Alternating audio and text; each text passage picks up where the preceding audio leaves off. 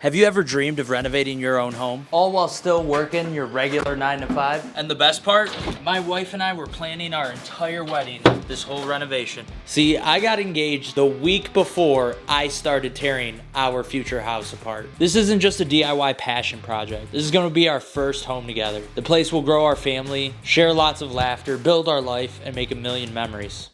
So yeah. No pressure. You know, by day, I'm just like you, working a full-time job, stuck in meetings, but by night, I'm wielding hammers, slinging paint, turning this house into something unbelievable. This isn't a TV show with a crew of 20. It's just me, my pops, some of my friends, and a stubborn belief that we can get this done. It's not always pretty, it's not always perfect. If you're into big transformations, no sleep, and making it work no matter what, you're in the right place. So welcome to my 9 to 5 DIY life. This is the start of our future, so let's renovate a home and build a family, one project at a time.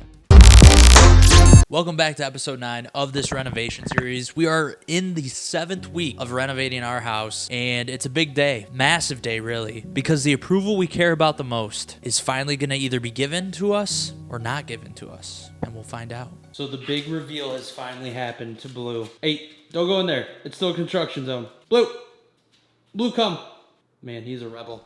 But Blue is back home, seeing all the renovations. He's gonna dirty up the entire house. Blue seems to be very happy with the renovations that have taken place, and he seems to be giving positive feedback on the house. He was super worried, you know, hopefully he doesn't say something different off camera, right, Blue?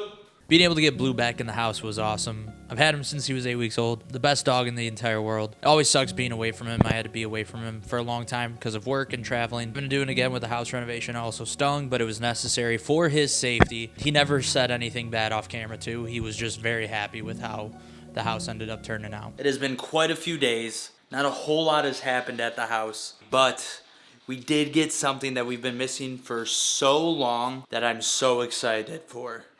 And that is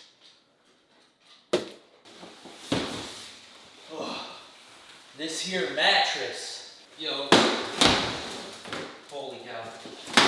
Shout out to the Amazon driver who had to take this up. Holy cow. Oh wow. Alright, so this mattress had like a Zenus, I don't know. It had like 4.4 stars out of like 157,000 reviews. What works out nicely about this is that right now the bed frame that we ordered is not here yet. This mattress actually needs to breathe for like 12 hours before you actually can use it. We are gonna pop this open, let it breathe, really just suck it in, and it'll be able to chill for 12 hours. We'll get the bed frame tomorrow, put that together, and then for the first time in 7 months, I'm actually gonna sleep on a proper sized bed on a bed frame. Oh man, what a beautiful view. So the game plan, now that the mattress is out, we're gonna let it chill safe and sound right in here so that way it can fully do its breathing thing, and then I'm gonna sleep in a bed again. So wild to think about how it's something that we all take advantage of. You overthink it, but like having been not having a bed for 6 months, like even longer than that, it's been kind of crazy. To have something back feels great. I'm excited. Blue, we got a bed. I know I played it up as a bit in the clip. You know, something like a bed is something we can often take for granted. You overlook how much of a luxury it is because we think of it so oftentimes as a basic necessity. It's not until you like lose your bed. Obviously, I had the twin mattress throughout this entire process, but since I moved in March of 24, I was sleeping on that mattress. And that was, you know, because the timing of everything was supposed to be a lot different. That's what the circumstance was. And obviously there's often times where people find themselves in worse circumstances where maybe they don't have a bed at all. Still grateful for the perspective gained, even now in our situation with the house fire. I'm just grateful that these type of opportunities come up, that God blesses us with a chance to have a new perspective, to lean on Him more. God is good. Ugh. Man.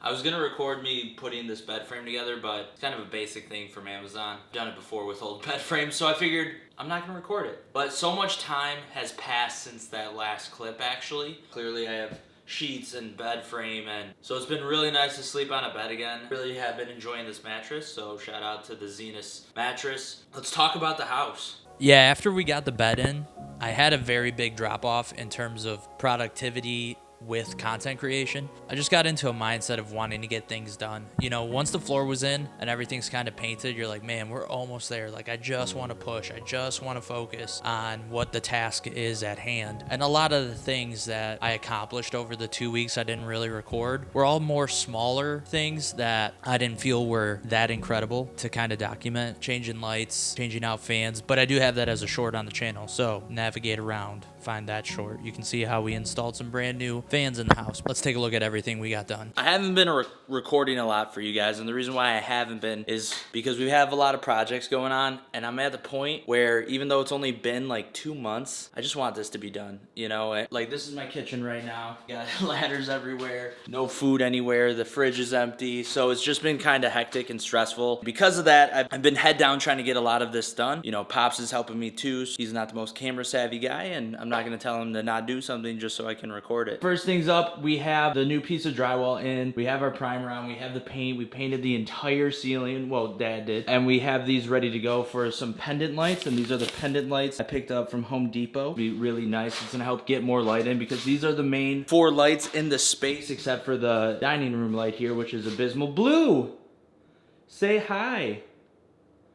He only speaks Portuguese, sorry. Anyways, we're working on getting this whole kitchen area painted now. We have our first coat everywhere. It looks so much brighter in here, but it also feels weird because obviously everything's out of place. And we have an update on our actual cabinets too. As I showed in last episode, we had started addressing the soffit, getting new lights dropped in, and Pops just completely owned that project, was a total beast about it, and I'm so grateful for him and for all that help he did. Because of that drywall patch we had to put in, created another side quest that wasn't originally planned out or thought about, having to paint the entire kitchen ceiling. Even if we just painted that one section, it would be all off and look weird. Pops knocked out all the paint for the entire ceiling, also took care of the walls and really helped brighten up the place and make it feel completely transformed. And then on top of that too, I swapped out all the lights in the kitchen, got them updated, got them LED, got them brighter. Once we started adding in these pendant lights, it just made the kitchen so bright and really helped it feel open, like a completely new space. But before I tell you about the kitchen updates, we need to look at one other thing we upgraded, which are our lights. We have a nice wicker basket look going. Again, very coastal, very Scandinavian, that's another term. I upgraded all of the light fixtures in every bedroom. Super bright. Hang on, let me turn this down for you guys. We have new light fixtures in the bedrooms as well too, much better. Here we have another one for the office. Faux marbles with some gold, just super elegant, super bright. We have the new fans in the living room and in the master bedroom. And we also have a wicker pendant light that I hit the wrong switch on, there we go, for the entryway as well. This was one of the first times I worked with electrical, and I guess I would count installing brand new light fixtures as electrical work, at least it is for me.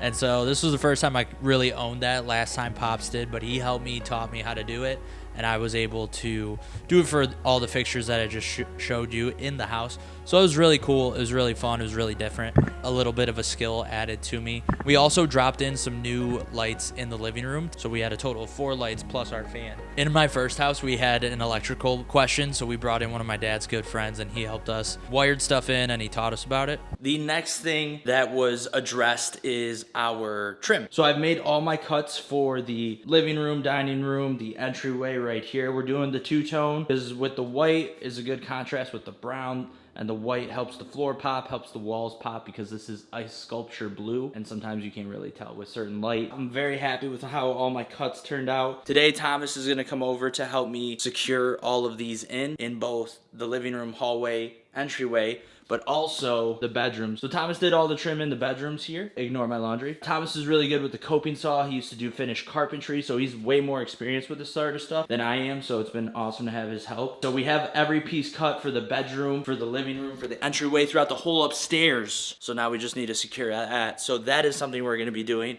And now, let's talk about the kitchen. Big shout out to Tommy helping out with the 2 bedrooms. He made all the cuts. He got everything lined up. I think he secured about 80 to 90% of the bedroom trim, and I finished up the last little bit. I ended up actually installing all of the trim in the living room and entryway and all that because Tommy said I did such a bad job.